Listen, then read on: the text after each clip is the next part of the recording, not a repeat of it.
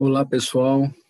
Espero que todos estejam bem nestas últimas 2 semanas, né? E conforme nós combinamos, após aquela semana das avaliações, né, que vocês fizeram, que eu não enviei vídeo, e também após a semana do Carnaval, eu retomo, então, o envio dos vídeos, tá? Para aquelas turmas que ainda não concluímos os assuntos. E já disse isso, mas vou repetir. Obviamente, vocês já sabem, o semestre já acabou, então não haverá nenhum tipo de avaliação sobre estes vídeos que eu enviarei a partir de agora, tá? É apenas para que vocês tenham acesso ao restante do conteúdo e aqueles que quiserem aprofundar um pouco os estudos a respeito, ótimo, tá? Então, o que nos faltou, basicamente, foi a fisiologia do sistema respiratório, tá? E esse slide traz para vocês algumas informações introdutórias a respeito do sistema ou da fisiologia do sistema respiratório. Primeira informação importante, primeiro ponto que vocês não devem esquecer é que o metabolismo celular, ou seja, o funcionamento das nossas células, né, é dependente de muitas coisas, obviamente. Mas, dentre essas substâncias indispensáveis para que ocorra o metabolismo celular, está um gás que todos nós conhecemos, chamamos de oxigênio, ou O2. Tá? Então, eu já quero aproveitar aqui e combinar com vocês, sempre que eu usar o termo gases, e a gente fala muito em gases aqui na fisiologia do sistema respiratório, eu estou me referindo, ou eu irei me referir ao oxigênio, né?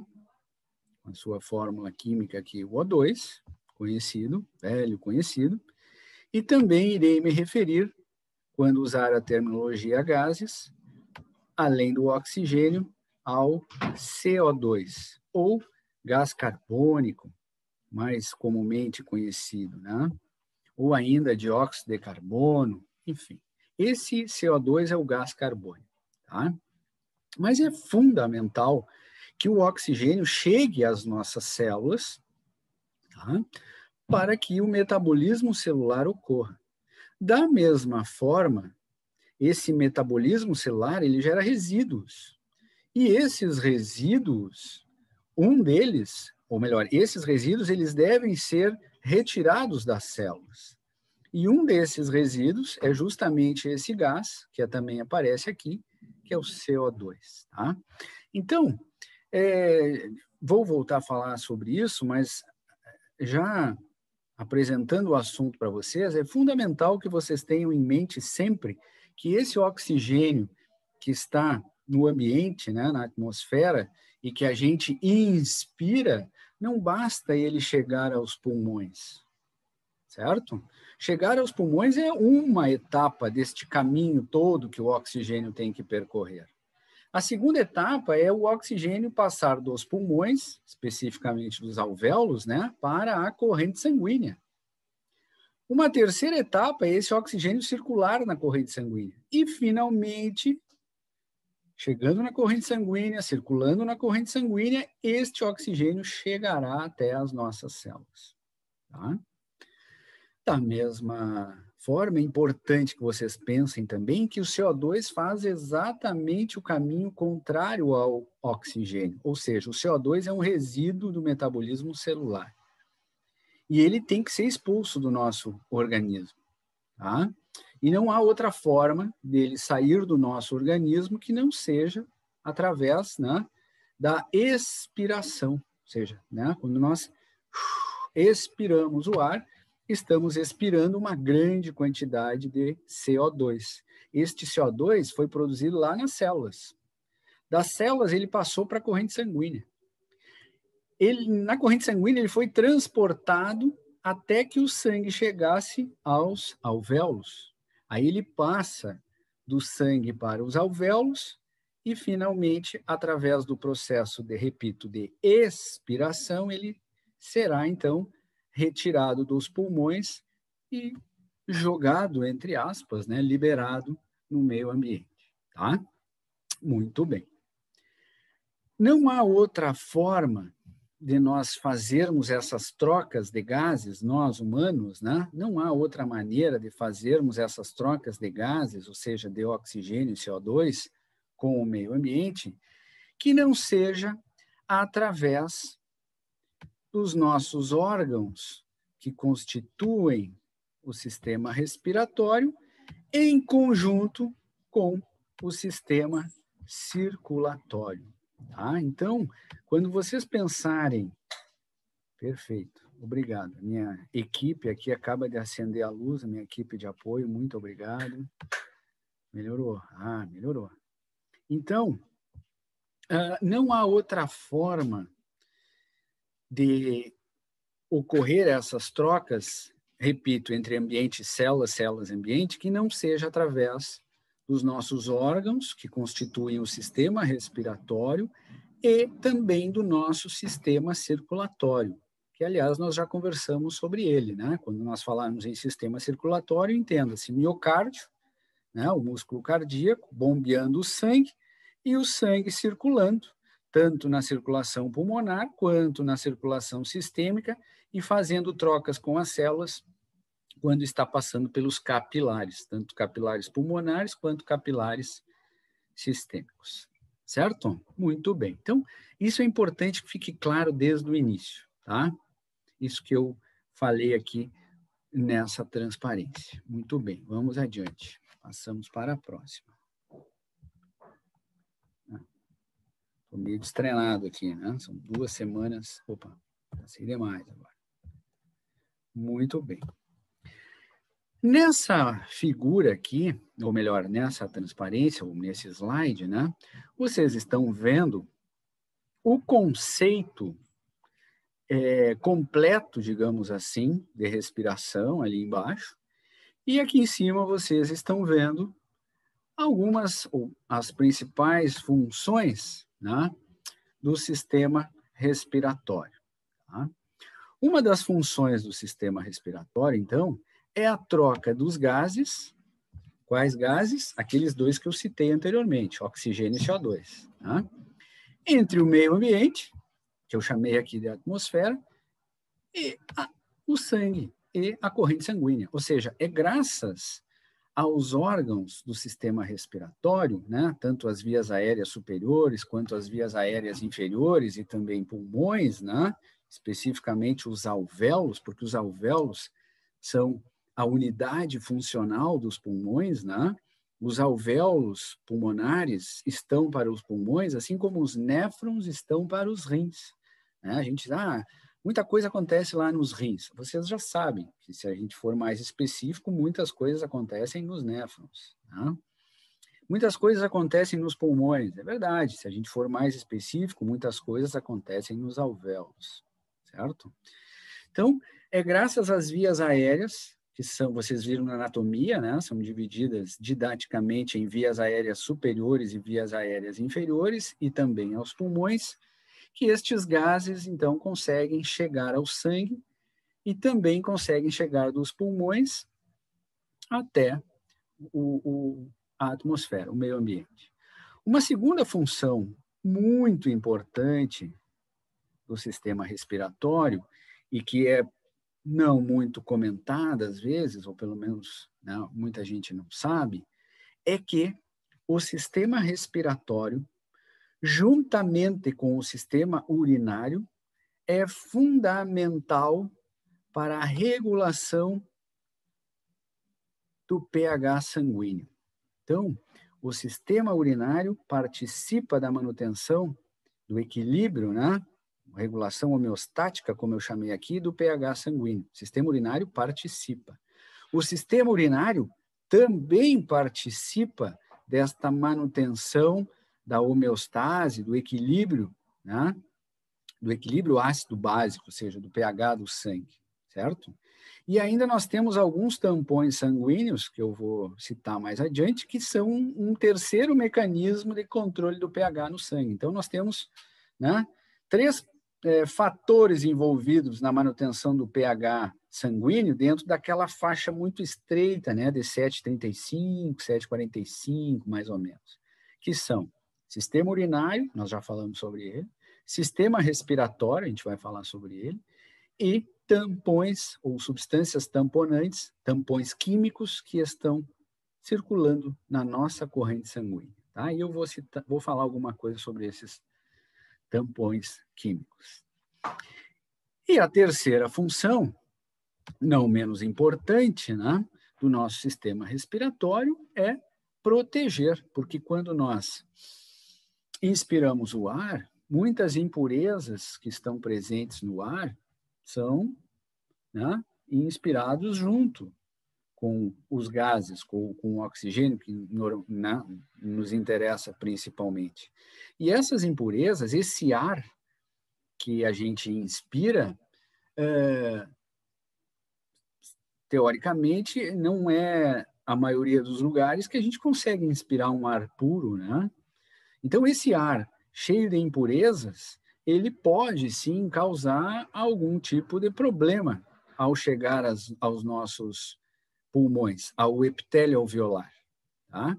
Então, nós temos mecanismos de proteção, ou seja, o nosso sistema respiratório tem mecanismos de proteção, certo?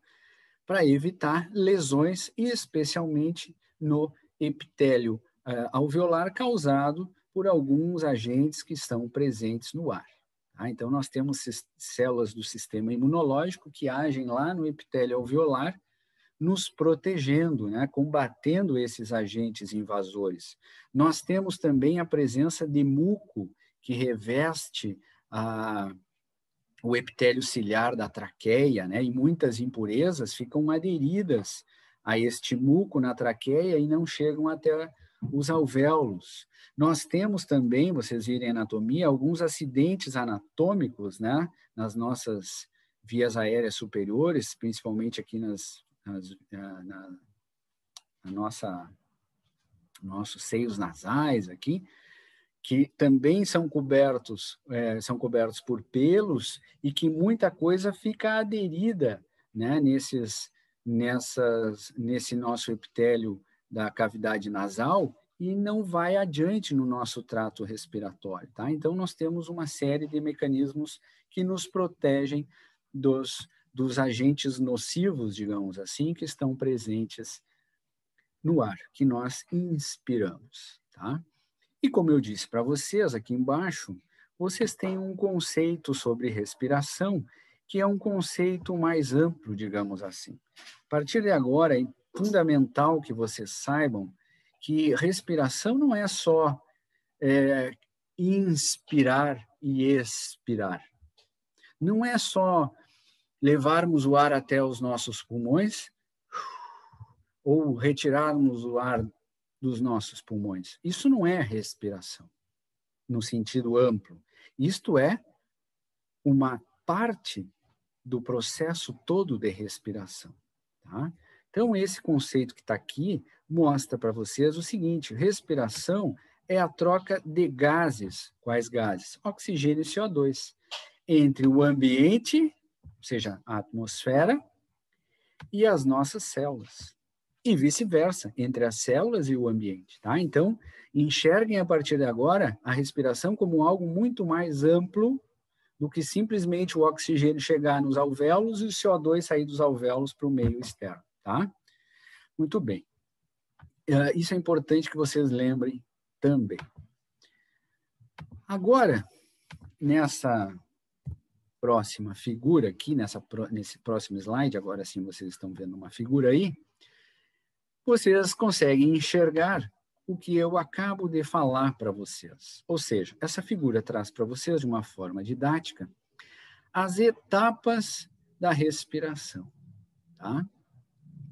Este autor, vocês podem observar aqui, que ele traz a respiração basicamente dividida de forma didática, né, em 3 etapas, que ele chama aqui de troca 1, troca 2 e troca 3. Mas poderíamos também acrescentar aqui uma outra etapa. E aí nós teríamos, então, o processo de respiração dividido em 4 etapas. Tá? A primeira etapa, se nós admitirmos essas 4 etapas, a primeira etapa, então, que ele chama de troca 1 aqui, seria a troca de oxigênio e de gás carbônico, ou seja, daqueles gases, né, entre o ambiente, que eu vou abreviar aqui, tá? Ambiente,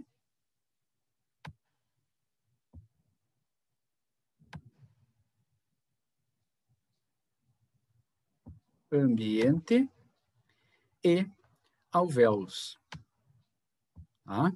Alvéolos pulmonares. Então, essa primeira troca é a chegada do oxigênio, que passa através das nossas vias aéreas e chega e é conduzido através das vias aéreas até os alvéolos.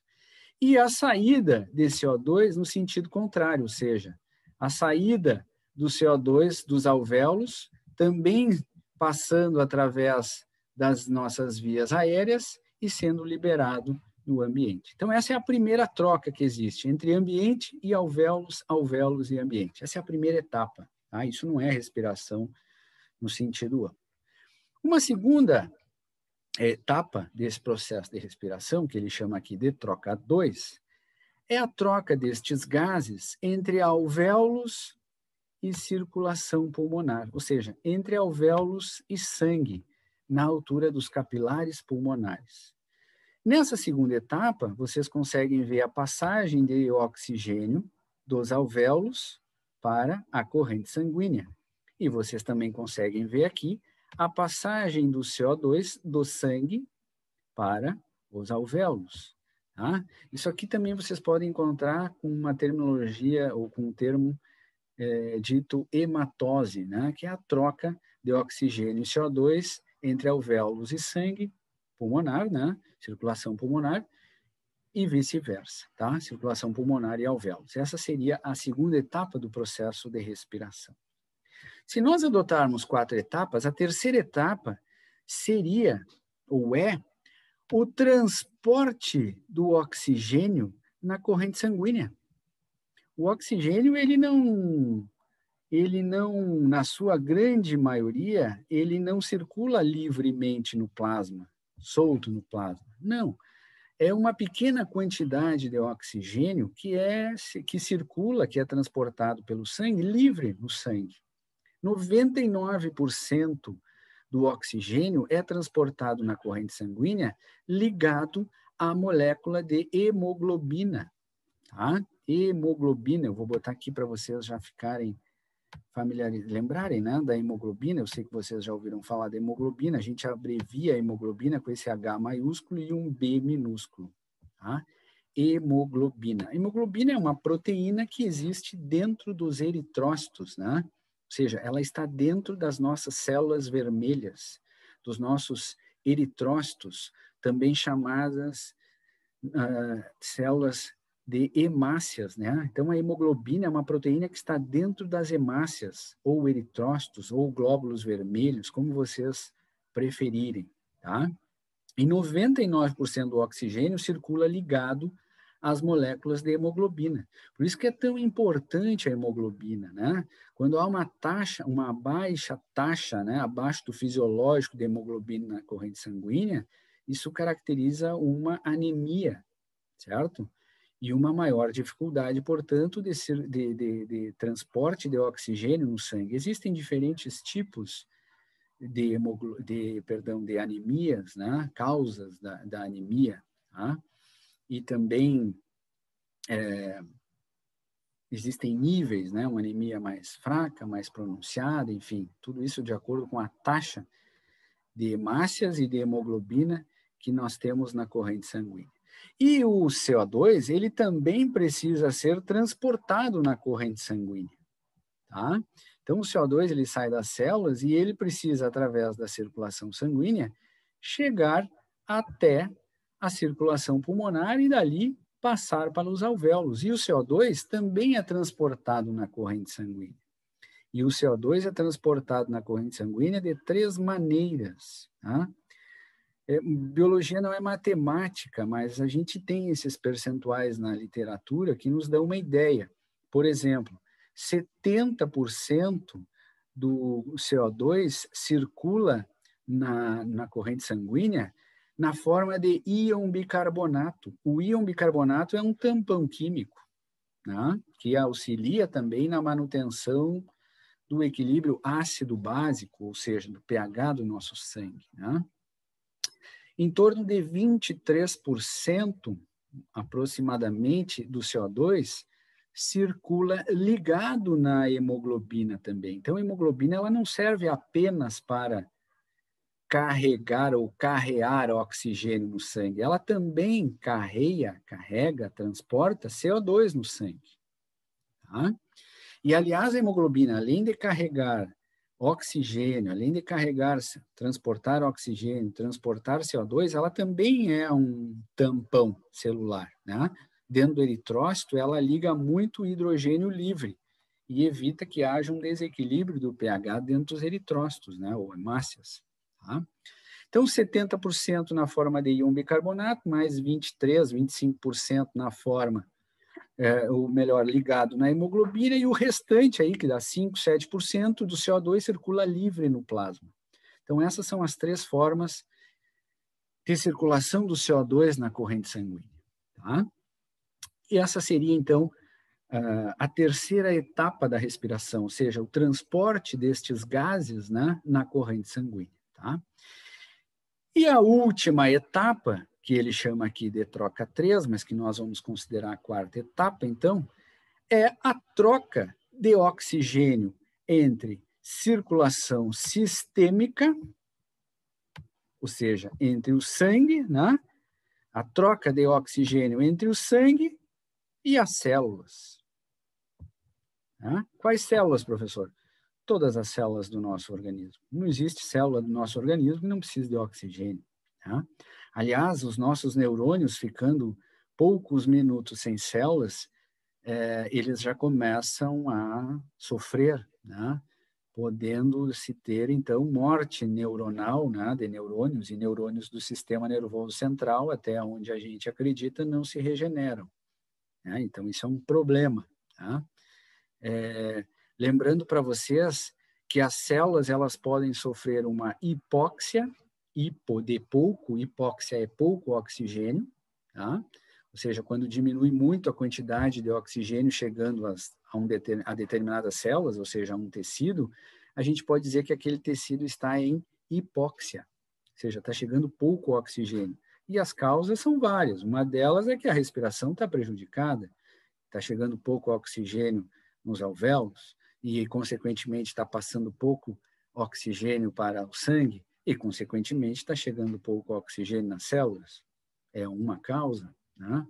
Ou, simplesmente, há um prejuízo na passagem de oxigênio dos alvéolos para o sangue, e aí está chegando menos oxigênio no sangue e, consequentemente, vai chegar menos oxigênio nas células. Tá? Então, as causas são variáveis de hipóxia.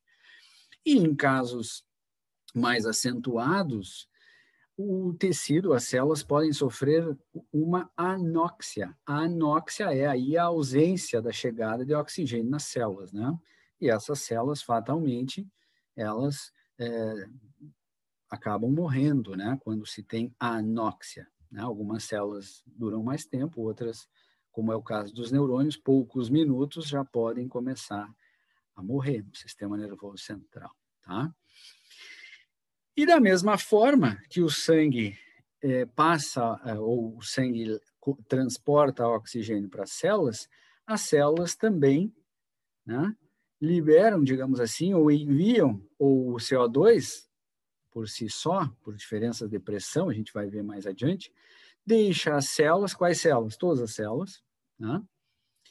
E passam para a corrente sanguínea. E aí, então, são transportados dessas 3 maneiras que eu citei para vocês. Tá? Então, a partir de agora, pessoal, quando vocês ouvirem falar em respiração, pensem neste conceito mais amplo de respiração. Respiração não é simplesmente inspirar e expirar. Tá? E lembrem sempre, e vocês acabam de ver isso aqui nessa figura, a respiração, esse conceito amplo de respiração, é dependente dos nossos órgãos que constituem o sistema respiratório e também é dependente do nosso sistema cardiocirculatório, certo? Então, respiração não depende só do sistema respiratório, depende também do sistema cardiocirculatório, né? Frequentemente a gente ouve falar em parada cardiorrespiratória, certo? Quer dizer, não adiantaria os pulmões estarem funcionando se o coração parou. O coração parou, não bombeia o sangue não circula, não conduz oxigênio até os tecidos e não transporta CO2 dos tecidos para os alvéolos. Tá? Então, não esqueçam disso, dessa associação entre órgãos do sistema respiratório e nosso sistema cardiocirculatório. Tá? Ambos são fundamentais para este conceito amplo de respiração que vocês estão vendo aqui nesta figura. Certo? Bom, eu vou parar por aqui hoje, nós fechamos aí 27 minutos, porque neste primeiro vídeo eu queria fazer essa parte introdutória e deixar bem claro para vocês o conceito de respiração, as etapas dessa respiração e os atores envolvidos neste processo de respiração, certo? Então, eu não vou obedecer, provavelmente, se eu conseguir estreitar o tempo, eu vou mandando os vídeos, né, na medida em que eles estiverem prontos, eu vou enviando para os e-mails de vocês, tá? Certo? Então, foi bom reencontrá-los, espero que todos continuem bem. Qualquer dúvida que vocês tiverem, né? Aqueles que ainda estão nos grupos de WhatsApp podem me mandar por ali, ou no privado, ou podem me mandar e-mail, sem problema nenhum, como preferirem. Eu estou em férias, mas vou continuar fazendo esses vídeos e atendendo todo mundo que tiver a dúvidas, tá? Tiverem dúvidas, certo? Este é um momento que o Brasil precisa, né? Que todos nós nos doemos um pouco, né? Muitos estão se doando desde o início, especialmente o pessoal que está no front lá, né? Trabalhando na área da saúde, mas também todos aqueles cidadãos, todos aqueles trabalhadores brasileiros que não deixaram de transportar os nossos alimentos, não deixaram de transportar os remédios, não deixaram de produzir o nosso alimento, não deixaram de comercializar o nosso alimento, seja no supermercado, nos restaurantes, nos bares e etc., né? Então, eu, como produtor rural, eu também não parei. Quem é da área rural sabe que as propriedades rurais elas não podem parar, mas eu, como professor universitário, e eu sempre digo que eu, muito antes de ser um servidor público, eu me considero um cidadão, né? E é por isso que eu acho que nós não devemos parar mesmo em férias, né? É a hora do brasileiro, todo mundo remar para o mesmo lado, para que a gente consiga, o mais rápido possível, voltar à nossa normalidade. Não haverá um novo normal, né? Nós retomaremos as nossas vidas, se Deus quiser. Um abraço a todos e até o próximo vídeo. Tchau, tchau.